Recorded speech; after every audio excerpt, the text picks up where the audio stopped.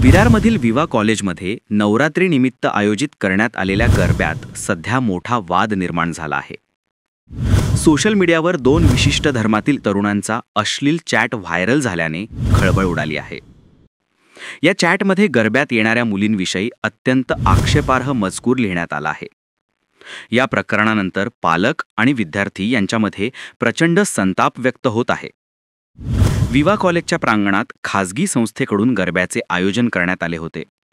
या कार्यक्रमात मुली मोठ्या संख्येने सहभागी झाल्या होत्या.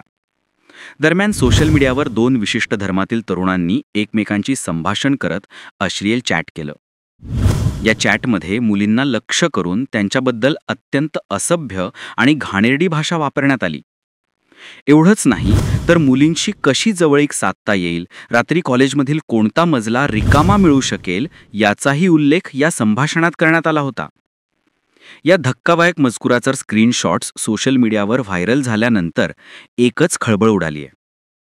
या चॅटमध्ये काही वाक्य इतके आक्षेपार्ह आहेत की पालक आणि विद्यार्थी संतापले आहेत. या घटनेनंतर विवा कॉलेज प्रशासनाने तत्काळ पोलिसांत धाव घेतली. बोईसर पोलीस ठाण्यात गुन्हा दाखल करण्यात आला आहे. पोलिसांनी त्वरित कारवाई करत एका अल्पवयीन आरोपीला ताब्यात घेतले आहे. दुसऱ्या आरोपीचा शोध सुरू असून त्यालाही लवकरच अटक केली जाईल असे पोलीस सूत्रांनी सांगितले आहे. पोलिसांच्या मते अशा गंभीर प्रकारच्या प्रकरणात कुठलाही हलगर्जीपणा केला जाणार नाही. आरोपींवर कठोर कारवाई केली जाणार असल्याचेही पोलिसांनी स्पष्ट केले आहे. या प्रकरणाला आता राजकीय रंग मिळाला आहे. काही नेत्यांनी या प्रकरणाला मोठा कट असल्याचा आरोप केला आहे आणि गरबा हा फक्त ठराविक समाजासाठी असावा अशी भूमिका मांडली आहे. मात्र माजी आमदार हितेंद्र ठाकूर यांनी या आरोपांना जोरदार प्रत्युत्तर दिलं. त्यांनी स्पष्ट केलं की हा गरबा सर्वांसाठी खुला आहे आणि कोणत्याही धर्मासाठी बंदी घालणं चुकीचं ठरेल. ठाकूर यांनी सांगितलं की गरबा हा खासगी संस्थेचा कार्यक्रम आहे. तो कॉलेजच्या प्रांगणात होत असला तरी सुरक्षाविषयक सर्व नियमांचे काटेकोर पालन केलं जात आहे. तसेच गरब्याला राजकीय रंग देण्याचा प्रयत्न काही जण करत आहेत असा आरोपही त्यांनी केला. या चॅट प्रकरणामुळे विद्यार्थ्यांमध्ये भीतीचं वातावरण आहे. अनेक मुली आणि त्यांचे पालक अस्वस्थ झाले आहेत. पालकांनी मुलींच्या सुरक्षेबद्दल चिंता व्यक्त केली आहे.